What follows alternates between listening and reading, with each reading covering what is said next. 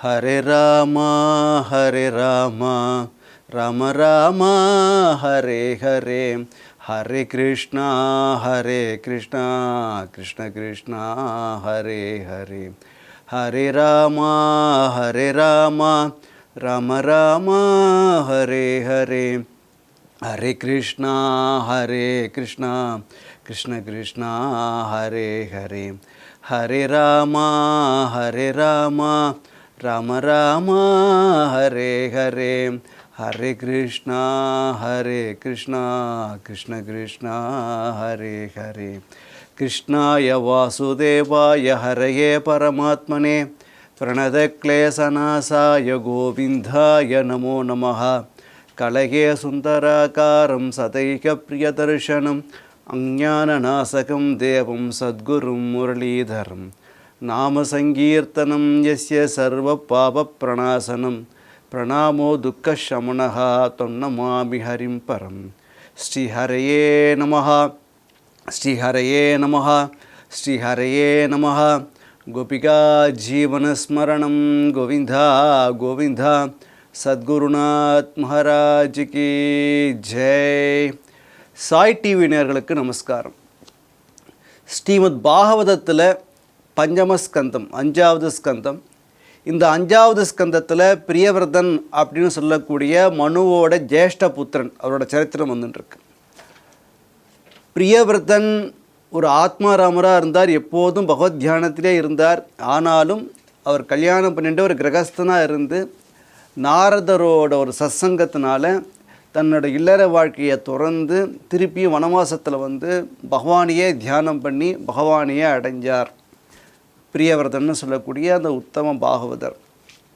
அவரோட பையன் ஆக்னீத்திரன் வந்து தபஸ் பண்ண கிளம்பினா, அதான் தபஸ் பண்ணுறச்ச ஒரு குருநாதரோட அனுகிரகம் அப்படிங்கிறது ரொம்ப அவசியம். நம்மளா ஒரு காரியத்தை பண்ணோன்னு சொன்னாக்க அது சரியாக வராது. இந்த ஆக்னீத்திரனுக்கு யாரும் குரு இல்லாததுனால நான் தபஸ் பண்ணுறேன் பேர் இன்னும் போனால் காட்டுக்கு. ஆனால் பிரம்மா என்ன பண்ணினார், பிரம்மலோகத்தில் இருக்கக்கூடிய ஒரு அப்சரஸ்திரீ பூர்வச்சித்தின்னு பேர், அவளை போய்ட்டு நீ போய் அவன் முன்னாடி போய் டான்ஸ் ஆடுப்போ, ஒரு காலம் கல்யாணம் பண்ணிக்கிறேன்னு சொன்னால் கல்யாணம் பண்ணிக்க கொடுத்து நடத்த, அப்புறம் இங்கே வான்னு சொல்லி அனுப்பிச்சிட்டார். இந்த ஆக்னீத்திரன் அந்த பூர்வச்சித்தின்னு சொல்லக்கூடிய அந்த பெண்ணை கல்யாணம் பண்ணிட்டு கொடுத்தனம் பண்ணிட்டு இருந்தால் நிறையா குழந்தைகள்லாம் பிறந்தா. அந்த ஆக்னீத்திரனுக்கு பிறந்தது தான் நாபின்னு சொல்லக்கூடிய ஒரு மகாராஜா. இந்த ஆக்னீத்திரன் கடைசியில் என்ன பண்ணான்னு கேட்டால், இந்த பூர்வச்சித்தி வந்து வந்த வேலை ஆகிடுத்தான், தபசை கலைச்சாச்சு, குழந்தையும் பெற்றாச்சு, இனி அவெல்லாம் தேவதாஸ்திரிகள்லாம் அப்படி தான் இருப்பாள். உடனே கிளம்பிட்டா பிரம்மலோகத்துக்கு. உடனே அவன் என்ன பண்ணான், ஒரு யாகம் பண்ணினான். நல்லா படிப்பு வரணும்னா அதுக்கு ஒரு யாகம் இருக்குது, நிறையா காசு வேணும்னு சொன்னால் அதுக்கு ஒரு ஐஸ்வர்யம் வரத்துக்கு ஒரு யாகம் இருக்குது, நல்ல ஒரு குழந்தை பிறக்கணும் சொன்னால் புத்திரகாமேஷ்டி யாகம் இருக்குது, எல்லாத்துக்கும் யாகம் இருக்குது இல்லையா. அது மாதிரி இந்த ஆக்னீத்திரன்னு சொல்லக்கூடிய பிரியவர்தனோட பையனுக்கு வந்து தன்னோட மனைவியை கொஞ்ச நாள் இருந்தாலே பிரம்மலத்து வந்தா இல்லையா, அந்த அப்சரஸ்திரீ பூர்வச்சித்தி, அவலோகத்துக்கு போகணுன்ட்டு யாகம் பண்ணுறான். இதுதான் வந்து துர்பாகியம்னு சொல்கிறது.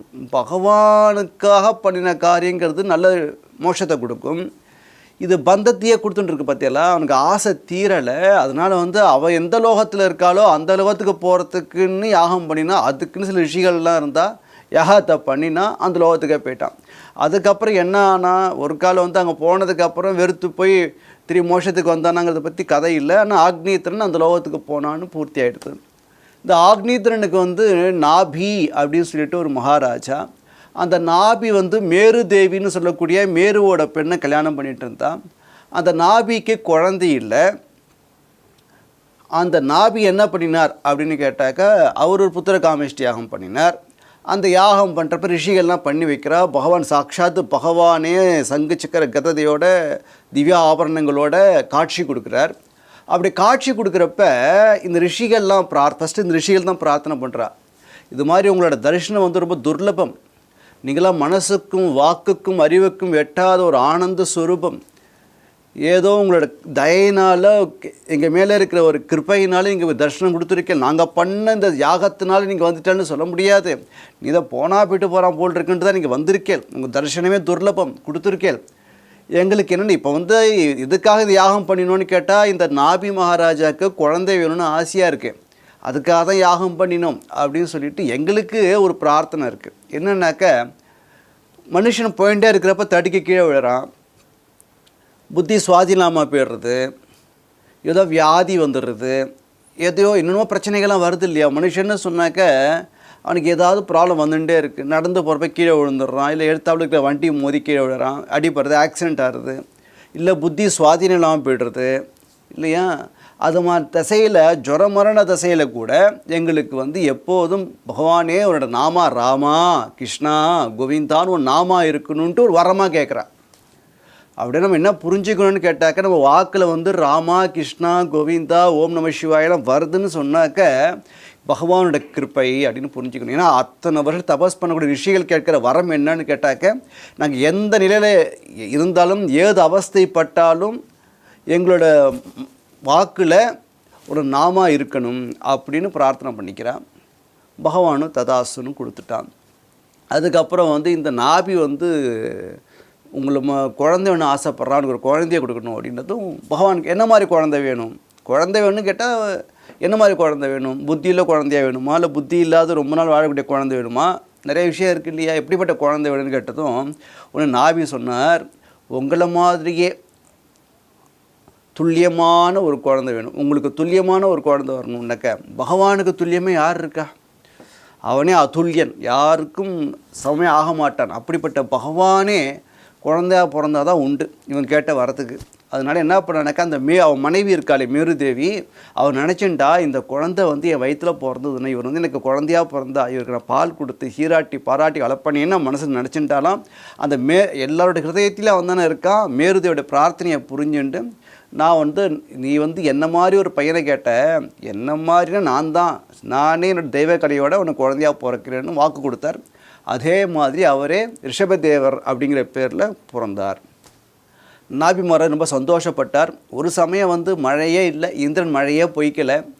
அதாவது இந்திரனுக்கு வந்து ஒரு குவாலிட்டி கோபம் வந்துடுத்துனா என்ன பண்ணுவான்னு கேட்டாக்க, ஒன்று மழையே கொடுக்க மாட்டான், இல்லை பயங்கர பிரளய காலத்து மழையை கொட்டி தீர்த்துருவான். கோகுலத்தில் வந்து கிருஷ்ண பரமாத்மா இருக்கிறச்ச அந்த இந்திரியாகத்தை வந்து கிருஷ்ணன் ஸ்டாப் பண்ணிட்டான். உடனே வந்து பிரளய காலத்து மழை 7 நாள் கொட்டோன்னு கொட்டிட்டான். தூணா வருஷதாராஹா அப்படின்னு வருதாங்க. தூடு மாதிரி பனிக்கட்டி தூண் மாதிரி விழுதான் மழை துளிகள். அப்போ வந்து பகவான் வந்து கோவர்தன மலையை தூக்கி இந்திரனோட கர்வத்தை அடக்கினார். இங்கே மழையே இல்லை, அங்கே மழையாக பெஞ்சுது, இங்கே மழையே இல்லை. மழையே இல்லைன்னு என்ன பண்ணால் ரிஷபர் சொன்னார், கவலைப்படாதீங்க, வருண ஜபம்லாம் தேவையில்லை, இந்திர யாகம்லாம் தேவையில்லை அப்படின்னு சொல்லிட்டு வானத்தை பார்த்து ஒரு சிரிப்பு சிரித்தார். அவரோட மந்தகாசத்திலே மழை பெய்ய ஆரம்பிச்சிடுத்தார். அப்படிப்பட்ட யோக பிரபாவம் உள்ளவர் இந்த ரிஷப யோகீஸ்வரர். இந்திரனுக்கே வெக்கமாக போயிடுது, என்னடா அது அப்படின்ட்டு. அதுக்கப்புறம் என்ன பண்ணார்னாக்கி, இந்திரனுக்கு வந்து மகன்கள்லாம் சரியாகவே இல்லை. வாலி, காகாசுரன் இவெல்லாம் வந்து பகவானுக்கு கெடுதல், 2 பேர் ராமனுக்கு கெடுதல் தான் பண்ணான் இல்லையா. அதனால் நினச்சிட்டான், சரி நமக்கு ஒரு பொண்ணு இருக்கா ஜெயந்தின்னு பேர், இந்த ஜெயந்தியை வந்து ரிஷபரை கல்யாணம் பண்ணி கொடுத்துடலான்னு கல்யாணம் பண்ணி கொடுத்தார். அந்த ரிஷபதேவருக்கும் அந்த ஜெயந்திக்கும் என்னன்னாக்கா ஒரு 100 குழந்தைகள் பிறந்தது. எல்லாருக்குமே வந்து பெண் குழந்தையாக இருந்தாக்க என்ன தான் வந்து புகுந்த வீட்டில் வந்து ரொம்ப சீராட்டி பாராட்டி இருந்தால் கூட பிறந்தா ஞாபகம் இருந்துகிட்டே இருக்கும். ஆனால் இந்த பசங்களுக்கு, ஆம்பளை பசங்களுக்கு கல்யாணம் ஆகிடுது அப்படின்னு சொன்னாக்க, தன்னை இத்தனை நாள் தூக்கி வளர்த்த அந்த மாமனார் வீட்டில் வந்து மரியாதையே கொடுக்காட்டா கூட அங்கே தான் போய் உட்காந்துருப்பான். சுபாவம் அப்படி இல்லையா. அதனால் இவனை மருமகனாக வச்சுக்கலான்னு நினச்சிட்டு இந்திரன் வந்து கல்யாணம் பண்ணி கொடுத்துட்டார். இந்த ரிஷபதேவருக்கு 100 குழந்தைகள் பிறந்தார்கள். அதில் ஜேஷ்ட புத்திரன் தான் பரதன் அப்படின்னு பேர். அவர் குழந்தைகளில் 9 பேர் சத்திரியாலாக இருந்தால் 81 பேர் என்ன பண்ணினான்னு கேட்டாக்க, நிறைய யாகங்கள் பண்ணி அந்த பிராமணர்களுக்கு என்னென்னலாம் விதிச்சிருக்கோ அந்த கர்மானுஷ்டானங்கள்லாம் பண்ணி பிராமணாலாக போயிட்டான். சத்திரியாலேருந்து நழுவி அவள் என்ன ஆகிட்டான்னு கேட்டால் பிராமணாலாக போயிட்டான். இப்போ தான் யாகம் பண்ணிகிட்டே இருக்கிறது, ஹோமம் பண்ணிகிட்டே இருக்கிறது, அப்படி போயிட்டா அவெல்லாம் ராஜ்யத்தை எடுத்துக்கல. இன்னும் 9 பேர் என்ன பண்ணா அப்படின்னு கேட்டாக்கா, அவள் தான் நவயோகின்னு பேர். கவிர், ஹரி, அந்தரிக்ஷ, பிரபுத்த, பிப்பலாயினர், ஆவிர்ஹோத்திரர், துருமிலர், கரபாஜனர் அப்படின்னு சொல்லக்கூடிய நவ யோகிகள். அவள் வந்து எந்த பிளேனில் வேணால் போவாள், எந்த லோகத்துக்கும் போவாள், எங்கேயும் சஞ்சாரம் பண்ணுவாள். அவள் வந்து சஞ்சாரம் பண்ணி வச்சு ஒரு இடத்துக்கு வந்தான்னு சொன்னாக்கா சத்குஷயங்களே பேசுவாள், சத்சங்கமே பண்ணுவாவா. அப்படிப்பட்டவர்கள் லோக கலப்பே இல்லாத யோகிகள் அவெல்லாம். அவரோட சரித்திரம் வந்து பின்னாடி ஏகாஸ்கந்தத்தில் பண்ண ஒரு உபதேசம் பின்னாடி வரப்போகிறது, அப்போ பார்க்க போகிறோம். இந்த 100 குழந்தைகளில் ஜேஷ்ட புத்திரன் பரதன், 89 பேர் பிராமணாலாக போயிட்டா 9 பேர் ராஜ்யத்தை எடுத்துட்டா பரதனுக்கு அப்புறம். அதுக்கப்புறம் இன்னும் 9 பேர் நவயோகிகள்னு சொல்லிட்டு யோகிகளாக போயிட்டா. இந்த ரிஷபதேவர் வந்து அஜனா வருஷம்னு பேர், அந்த அவர் இந்த இடத்துக்கு பேர் அஜனாப வருஷம்னு பேர். அந்த இடத்துல இருந்துன்னு இருக்கார். ஒரு வாட்டி என்ன பண்ணான்னு கேட்டாக்க, தன் புத்திரர்களுக்கெல்லாம் வந்து அவர் வந்து உபதேசம், அது வீட்டில் இருக்கிறப்பயே அது எல்லாம் முடிஞ்செடுத்து, இனி கடமை முடிஞ்செடுத்து, இந்த வந்த அவதார நோக்கம் என்னன்னு கேட்டாக்க, பரமஹம்சர்கள் எப்படி இருப்பா அப்படின்னு காட்டுறதுக்காக, ஞானிகள் எப்படி இருப்பா, அவர் நிலை எப்படி இருக்கும், உண்மத்தம் மூக்க ஜடவத்துன்னு சொல்லுவாள். உண்மத்தம் பிடிச்ச மாதிரி இருப்பா, ஜடம் மாதிரி இருப்பா, உண்மையுமே பைத்தியம் மாதிரி இருப்பா, உடம்புல திக்கே அம்பரம் அவளுக்கு, இந்த திக்குகளே அவளுக்கு ட்ரெஸ்ஸு அவளுக்கு, என்ன ஜடை வந்து கேரே பண்ணிக்க மாட்டேன், ஜடாமாட்டே ஜடபாரம் தொங்கும் அவளுக்கு, குளிக்க மாட்டா, இது மாதிரி இருப்பா அவள்லாம் யோகிகளை. ஏன்னா தன் சரீரத்தில் அவள் கொஞ்சம் கூட இதுவே கிடையாது, எப்போதும் ஆத்மஸ்வரூபத்தையே பார்த்துட்டு இருக்கிறதுனால இந்த சரீரம் நம்ம கிடையாதே அப்படிங்கிற ஒரு எண்ணத்தில். இப்போ வந்து ஒரு ஷேடோ போகிறது, நம்ம நடக்கிறோம், நம்மளோட நிழல் வந்து கீழே விழுறது, நம்மளோட ஷேடோ கீழே விழுறது. அந்த ஷேடோ மேலே பஸ்ஸு ஏறினா என்ன, லாரி ஏறினா என்ன, நிறைய பேர் வந்து குத்தினா என்ன ஷேடோவை, அதனால் வந்து அந்த மனிதனுக்கு ஏதாச்சும் பாதிப்பு ஏற்படுமா? ஏற்படாது இல்லையா? ஷேடோவை தானே குத்தினா, ஷேடோ என்ன வேணால் பண்ணுங்க, எச்சி துப்புங்கோ, காரி துப்புங்கோ, அந்த ஷேடோவில் வந்து பஸ் ஏறட்டும், லாரி ஏறட்டும், என்ன ஏறினாலும், ஜேசிபியே ஏறினாலும் இந்த மனிதனுக்கு எந்த விதமான ஆபத்தும் வரப்போகிறது கிடையாது. ஏன்னா பண்ணுறதுலாம் ஷேடோவில் நிழலில் தான் பண்ணிகிட்ருக்காங்க பண்ண வேண்டிய காரியங்கள்லாம். அது மாதிரி நான் ஞானிகளுக்கு வந்து இந்த சரீரத்தை நிழல்னு நினச்சிப்பா, ஏதோ பிராரப்த கர்மா இந்த சரீரம் வந்திருக்கு அப்படிங்கிற தினசில் தான் இருப்பாளே தவிர, இது வந்து ஒரு நிழல் மாதிரி. எப்படி வந்து ஒரு மனிதன் தன் நிழலுக்கு ஏற்படக்கூடிய எந்தவித உபத்திரங்களையும் பாதிப்பும் அவன் அடையிறது இல்லையோ, என்ன உபத்திரம் பண்ணாலும் அவனுக்கு பாதிப்பே ஏற்படுறது இல்லையோ, அதை மாதிரி ஞானிகளுக்கு இந்த சரீரம் வந்து ஒரு ஷேடோ மாதிரி. இந்த சரீரத்தை சிரமசரேன அவஸ்துனின்ற, சிரமசரீரன அவஸ்துனி, இது சட்டை இல்லையா? இந்த சட்டை அதாவது என்ன, உள்ளெல்லாம் ஒரே மலம் மூத்திரம்னு சொல்லக்கூடிய வேண்டாத வஸ்து எல்லாம் போட்டு ஒரு சாக்கு பையனோ தோல் பையில் சுற்றி வச்சுருக்கான், அவ்வளோதான் விஷயம். அப்படின்னு அவன் எடுத்துப்பான் இந்த விஷயம், இந்த உடம்பை. இது வந்து போக்கியமான வஸ்துன்னு ஒன்றும் கிடையாது இல்லையா?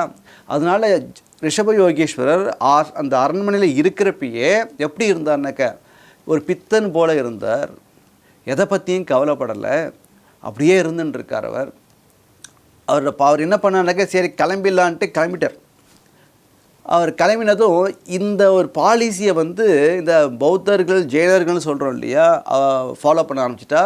அவள் வந்து தீர்த்தங்கரர்னு சொல்லுவாள். அவளோட முதல் தீர்த்தங்கரர் இவர் தான், ரிஷபயோகீஸ்வர் தான். அதாவது அவர் எந்த ஒரு சித்தாந்தத்தை சொல்ல வந்தாரோ அதை புரிஞ்சிக்காமல் நிர்வாணமாக இருப்பது, திகம்பரனாக இருப்பது, தன் முடிய தானே மகிழ்ச்சிக்கு எடுக்கிறது, பிடுங்கிறது அப்படின்ட்டு தனக்குத்தானே இந்த சரீரத்துக்கு வந்து ஒரு உபதரத்தை கொடுத்துட்டுருக்கா அவளாம் தனக்குத்தானே. அதனால் பலன் உண்டான்னு கேட்டாக்க பலன் கிடையாது, அது பாஷண்ட மார்க்கம் அப்படின்னு சாஸ்திரமே சொல்கிறது. அதனால் என்ன ஆகிடுதுன்னு கேட்டாக்க, அவர் என்ன ஒரு நோக்கத்துக்காக அந்த அவதாரம் எடுத்தாரோ அதை தப்பாக புரிஞ்சுட்டுருக்கான். அதை தீர்த்தங்கரன்னு பேர் வச்சுருக்கா அவருக்கு. இப்போ இந்த ரிஷப என்ன பண்ணான்னு கேட்டாக்க, ஒரு சமயம் எல்லா இடத்தையும் சுற்றி பார்த்துட்டும் எல்லா இடத்தையும் போயிட்டு வந்துட்டு ஒரு நாளைக்கு வந்து தன் புத்திரர்களுக்கு உபதேசம் பண்ணுறார். 100 குழந்தைகளுக்கு உபதேசம் பண்ணுறார். குழந்தைகளேன்னு ஃபஸ்ட்டு சம்போதனை அங்கே எப்படின்னு கேட்டால் குழந்தைகளே அப்படின்னு ஆரம்பிக்கிறார். என்ன சொல்கிறார் அப்படின்னாக்க, விவேகானந்தர் வந்து ஒரு வாட்டி வந்து ரிஷிகேஷுக்கும் டெல்லிக்கும் நடுவில் ஒரு ஸ்டேஷனில் கீழே இறங்கிட்டார். அந்த பிளாட்ஃபார்மில் படுத்துன்னு இருக்கார். அப்போ அந்த ஸ்டேஷன் மாஸ்டர் வந்து அவரோட முகத்தோட தேஜஸை பார்த்துட்டு அவர் பெரிய ஞானின்னு புரிஞ்சுட்டு, சுவாமிகள் எங்கள் வீட்டில் வந்து சாப்பிட்ணும், இப்படி இருக்கக்கூடாதுன்னு சொல்லிட்டு அவர் வீட்டுக்கு ஆகிடுச்சு. சாமிகளாகி அவருக்கு தேவையான ஆகாரம்லாம் பிட்செல்லாம் பண்ணி வச்சார். பண்ணிவிட்டு அவர் என்னன்னாக்கா, சுவாமிகளோட அந்த வசீகரம், அவரோட பேச்சு அதில் மயங்கி போய் அவர் தன் வேலையை விட்டு அவர் பின்னாடியே சுற்ற ஆரம்பிச்சிட்டார் அந்த ஸ்டேஷன் மாஸ்டர். அவர் தான். அப்போ என்ன ஆகிடுச்சுன்னு கேட்டாக்க, சில குருக்களுக்கு வந்து சில சிஷ்யானால பிரச்சனைகள் வரும். எப்படின்னாக்கா, இதெல்லாம் வந்து எப்படின்னாக்கா, அவர் வந்து ஹிமாலயாஸ் போயிட்டே இருந்தார். அப்போ நானும் ஒரு இந்த வயசானவர், இவர் ரொம்ப சின்ன பையன், சுவாமி விவேகானந்தர் 30 வயசு தான் இருக்கும். ஆனால் அந்த ஸ்டேஷன் மாஸ்டர் ரொம்ப ரிட்டையர்மெண்ட் ஸ்டேஜில் இருக்கார். அவர் சொல்கிறார், நான் உங்களோடதே வந்துடுறேன், நான் சொல்லி நான் வீட்டிலே இருப்பான்னு கேட்கல அவர். நான் ஹிமாலயாஸ்க்கு நானும் வருவேன். அவன் நடக்க முடியல. சுவாமி விவேகானந்தர் தோளில் தூக்கிட்டு போனால், அவர் செருப்பாக கையில் எடுத்துன்னு போனார். சில சமயம் குரு வந்து தன் சிஷ்யனுக்காக இப்படி இறங்கி வேலை பண்ண வேண்டியதாக இருக்குது. அவர் வந்து எப்போதுமே அவர் கூப்பிட்றப்ப பேட்டான்னு தான் கூப்பிடுவார். வயசில் பெரியவர் தான் அவர். இங்கே ஞானத்தால் யார் பெரியவர்களோ அவள் தான் பெரியவாளே தவிர வயசு வந்து ஒரு விஷயமே கிடையாது. இந்த சுவாமி விவேகானந்தர் வந்து அந்த ஸ்டேஷன் மாஸ்டர் பேசுகிறப்ப ஹே பேட்டா அப்படின்னு தான் பேசுகிறான். அதனால் இங்கே இடத்துல வந்து ரிஷப யோகேஸ்வர் தன் குழந்தைகளை பார்த்து புத்திரகாகா அப்படின்னு ஆரம்பிக்கிறார். இந்த சரீரம் வந்து திவ்யமான ஒரு சரீரம். இந்த சரீரத்தை வச்சுட்டு என்ன பண்ணணும் அப்படின்னு கேட்டாக்க பகவானை அடையிறதுக்கான ஒரு வழியை தேடணும். எங்கேருந்து வந்திருக்கோமோ அந்த இடத்துக்கு போகணும். அதுதான் வந்து இந்த சரீரம் எடுத்ததோட தர்மம். அதை விட்டுட்டு நம்ம கண்டது பண்ணிகிட்டு இருந்தோம்னு சொன்னாக்கா, சாப்பிட்டு தூங்கிட்டு இருந்தோம்னு சொன்னாக்க, இது வந்து பிட்புக்குண்டர், அதாவது மலத்தை தின்னக்கூடிய ஒரு நாய்க்கு சமம். நாய் பண்ணிலாம் இருக்குது இல்லையா, அதுக்கும் நமக்கு வித்தியாசமே கிடையாது. இந்த பதத்தை அப்படியே யூஸ் பண்ணுறார், வீட் புக் அப்படின்றார். மலங்களை தின்னக்கூடிய மிருகம். இந்த சரீரத்தை வந்து மிருகம் தான் இதுவும். இது வாண்டிங் அனிமல், இது பேசக்கூடிய அனிமல், அது பேசாத அனிமல், அவ்வளோதான் விஷயம் இல்லையா. இல்லை இந்த சரீரம் படைத்த பலன் எதுக்கு அப்படின்னு கேட்டாக்க, எப்போதும் பகவானை அடையணும். பகவான் அடையிறதுக்கு என்ன செய்யணும் அப்படின்னு கேட்டாக்க, சாதுக்கள் சங்கத்தில் இருக்கணும் அப்படின்னு சொல்கிறார். அதாவது வந்து இந்த யாராச்சும் வந்து அட்வைஸ் வந்து கேட்டாக்க, அவளுக்கு உபதேசம் பண்ணுறப்ப என்ன உபதேசம் பண்ணணும்னு கேட்டாக்கா, திருப்பி பிறக்கக்கூடிய இந்த ஜனனமன சூழலில் போய் அடிபடுற மாதிரி வந்து அட்வைஸ் பண்ணக்கூடாது. அட்வைஸ் பண்ணுறதா இருந்தாக்கா அவருக்கு நல்ல கதி வரணும், நல்லது நடக்கணும் அப்படின்னு தீர்மானம் பண்ணிட்டு நீ எங்கேயிருந்து வந்திருக்கியோ அந்த மோட்சத்துக்கு போகணுன்னு சொல்லி கொடுக்குற மாதிரி தான் அட்வைஸ் பண்ணுமே தவிர, திருப்பி தான் நல்லா கல்யாணம் பண்ணிக்கப்பா, நிறையா வேலைக்கு போப்பா அப்படின்னு சொல்லி அப்படியே வந்து திருப்பி இந்த உலக வாழ்க்கையிலேயே வந்து பிரவர்த்திக்க வைக்கக்கூடாது. நிவர்த்தி மார்க்கத்தை தான் காட்டணும். அதை விட்டுட்டு யார் இந்த பிரவர்த்தி மார்க்கத்தை காட்டுறாலோ அவர்கள் யார் அப்படின்னு கேட்டாக்க, கண்ணு தெரியாத ஒரு குருடனை வந்து ஒரு பாழுங்கணத்தில் தள்ளிவிடுறதுக்கு சமம். அது மாதிரி பண்ணக்கூடாது.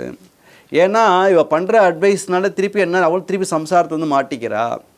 ஒரு ஹிருதய கிரந்தியை சொல்கிறா. ஒரு கணவன் மனைவி இருக்கான்னு சொன்னாக்கா அவளுக்குள்ளே வந்து ஒரு ஹிருதய கிரந்தி ஒரு முடிச்சு விழுந்தது. என் மனைவி இல்லை என் கணவன், என் குழந்தைகள், என் வீடு, என் பணம் அப்படிங்கிற தாட் தான் வந்துட்டுருக்கு. இதுவே வந்து பந்தத்துக்கு காரணமாக இருக்குது. அதனால் வந்து பகவானை பார்த்த சாதுக்கள் எப்படி பண்ணுவான்னு கேட்டாக்க, அவள் என்ன பண்ணுவான்னாக்க, கண்ணு தெரியாது இது மாதிரி அவசப்பட்டு கொண்டு இருக்கக்கூடிய சம்சாரத்தில் அகப்பட்டு கொண்டு இருக்கக்கூடிய ஜீவராசிகளை கரையேற்றுறதுக்கு அவளாம் ஒரு ஓடம் மாதிரி. இந்த ஆன்மீக பாதைக்கு போகிறதுக்கு யாரெல்லாம் அவளுக்கு தடைக்கல்லாக இருக்காளோ அவளை உதறி தள்ளிடலாம். ரொம்ப அற்புதமான ஒரு உபதேசம் இது. அப்பா கிடையாது, மாதா கிடையாது, பந்துக்கள் கிடையாது. ஏன்னா கோபிமார்களை வந்து அவள் கணவன்லாம் தடுக்கிறா, ஆனால் மீறிட்டு வரா கிருஷ்ணனை பார்க்குறதுக்கு. யஜ்ஞபத்னிகள் அவள் தீட்சதெல்லாம் சொல்லியும் கேட்காம கிருஷ்ணனை பார்க்க வந்தா. ராவணன் தன் தம்பி விபீஷனை அடித்து துரத்துறான், நீ ராமட்டியே போடா அப்படின்னு துரத்துறான். யார் பகவானுக்கு வந்து இப்போ யார் அதெல்லாம் சுஜனங்கள் இல்லையே. மீராபாய் தன் கணவனை விட்டு தன் சொந்தங்களை விட்டு பிருந்தாவனத்துக்கு வந்துட்டா. எந்த இடத்துல சாதுக்களுக்கு வந்து ஒரு ஹிம்சை நடக்கிறதோ அந்த இடத்துல இருக்க மாட்டேன்னு கிளம்பி வந்துடணும். அந்த மார்க்கத்தை யார் காட்டுறாளோ அவள் தான் அப்பா, அவள் தான் அம்மா, அவள் தான் சொந்தங்கள், அவள் தான் குரு. இங்கே சுக்கராச்சாரியார் வந்து பலி சக்கரவர்த்தியை வந்து பகவானே வந்து தேகில வந்து நிற்கிறான், நீ கொடுக்காத அப்படின்றார். ஆனால் அவன் கேட்டுன்னு இருந்தான்னு சொன்னாக்க சரித்திரமே வாமனாவதாரம் திருவிக்ரம அவதாரம் வந்திருக்காது. அவன் குரு பேச்சை கேட்காதனால அவனுக்கு பகவானோட திருவிக்ரம அவதாரம் காட்சி கிடச்சிது இல்லையா. பகவானோட காட்சி திவ்ய காட்சி. அப்புறம் தெய்வம் கிடையாது. சில தெய்வங்கள் வந்து மற்ற தெய்வத்தை போகாத, இந்த தெய்வத்தை தான் போகணும் அப்படி சொன்னாக்கா அது கூட சுவாமி கிடையாது. தெய்வம்னா விதி அப்படி அதுக்கு அப்படின்னு ஒரு அர்த்தம் உண்டு, அதிர்ஷ்டம்னு ஒரு அர்த்தம் உண்டு. அதனால் நம்மளுக்கு வந்து யார் வந்து ஆன்மீக முன்னேற்றத்துக்கு இனி பிறக்காமல் இருக்கிறதுக்கு யாரெல்லாம் உபத்திரம் பண்ணுறாலோ அவளை உதாசீனப்படுத்தலான்ட்டு தைரியமாக சொன்ன ஒரே ஜீவன் யாருன்னு கேட்டால் இந்த ரிஷப யோகேஸ்வரர். அதனால தான் அவருக்கு ரிஷபர்னு பேர். ரிஷபர்னா அவருக்கு இணை யாருமே கிடையாது. காலமாக இருப்பார், எதுக்கும் பயப்படாதவர், பயப்படாமல் சொல்லிகிட்டு இருக்கார். அதனால் வந்து எல்லாத்தையும் கொடுத்துருவான், முக்தியை கூட கொடுத்துருவான். ஆனால் பக்தியை மட்டும் பகவான் கொடுக்க மாட்டான். அந்த பக்தி வேணும்னு சொன்னாக்கா சாதுக சங்கத்தில் இருக்கணும் அப்படின்னு சொல்லிட்டு அவர் கிளம்புறார். அவர் எப்படி இருந்தானுக்க ஒரு மிருகம் மாதிரி இருந்தார். ஒரு பசுமாட்டுக்கு வந்து மாலை போட்டு விட்டாக்க ஆனால் அந்த பசுமாடு வந்து அதான் மாலை போட்டுருக்கோம் அப்படின்னு என்னெல்லாம் அது கிடையாது. ஒரு வாரம் வரைக்கும் அந்த மாடு அப்படியே கழுத்துலேயே இருக்கும். அந்த பூலாம் ஒத்திட்டு வெறும் நார் மட்டும்தான் இருக்கும். உடனே அந்த மாடு வந்து வெறும் நார் தான் இருக்குது, மாடு இல்லை, அதெல்லாம் ஒன்றும் சொல்லவே சொல்லாது. அப்படியே போயிட்டு இருக்கும் இல்லையா மாடு. அது மாதிரி இருக்கார் அவர். எப்படி மாடுகள் என்ன பண்ணுறது, ஆகாரமும் சாப்பிடும், அப்படியே மலமும் கழிக்கும், மூத்திரமும் போகும் இல்லையா, அது மாதிரி இருக்கார் அவர். ஆனால் அவர் போகின்ற மூத்திரமும் மலமும் ஒரு 80 மைலுக்கு 160 கிலோமீட்டருக்கு வந்து வாசனையாக இருக்குமா. அப்படின்னா என்ன அர்த்தம்னு கேட்டால், அந்த சரீரமே திவ்யமான சரீரம்னு அர்த்தம். அதனால் வந்து அவர் எப்போ குளிக்கிறா, காக்கா மாதிரி இருப்பார், பசுமாடு மாதிரி இருப்பார், என்ன தோன்றதை பண்ணின்னு இருப்பார், அதுலேயே படுத்துன்னு இருப்பார். அப்படிப்பட்ட ரிஷப யோகீஸ்வரர் பரதனை வந்து ராஜாவாக வச்சுட்டு இது மாதிரி கிளம்பினார். இந்த கோவா பக்கத்தில் வெஸ்ட் கோஸ்ட் இருக்கு இல்லையா, மேங்களூர் கோவா நடுவில், அது பக்கத்தில் குடகாசுல பிரதேசத்தில் ஒரு வாட்டி மூங்கில் காட்டில் ஒரு தீ ஏற்படுறப்ப அந்த நெருப்புக்குள்ளே பூந்து இந்த ரிஷப யோகீஸ்வரர் பகவானாக இருக்கிறதுனால பகவான் இடத்துக்கு போயிட்டார், மோட்சத்துக்கு போயிட்டார். இந்த பரமஹம்சாலோட தர்மத்தை எடுத்து காமிச்ச ஒரு முக்கியமான அவதாரம் இந்த ரிஷப யோகீஸ்வர அவதாரம். அடுத்து வந்து ரிஷபரோட மூத்த பையன் பரதன். பரதன் வந்து ராஜாவாக இருக்கார் சொல்கிறோம்.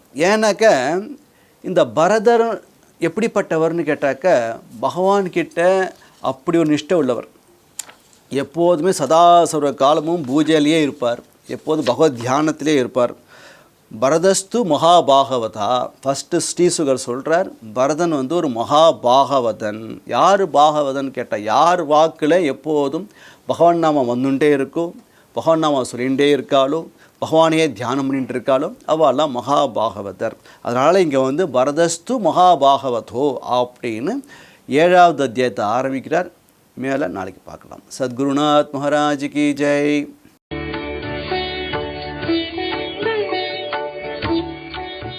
தமிழில் முதல் பக்தி சேனல் சாய் டிவி.